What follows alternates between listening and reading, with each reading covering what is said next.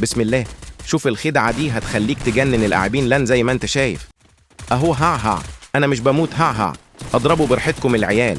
هتجنن بيقولوا هاكر ده ولا اي عمل وكل حاجة. ها يا جدعان، مش هتعرفوا خدعة مجنونه هتخليك محدش يقدر يموتك خالص في التدريب. وحتى ده جايب دبل فاكتوري مفكر نفسه هو إلى لاقي الحل.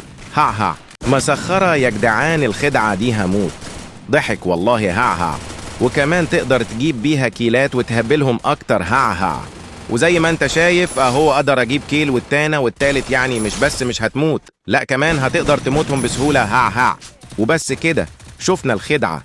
تعالى اقولك تعملها ازاي، بس انت حط لايك ومتابعة واشتراك ويلا بينا.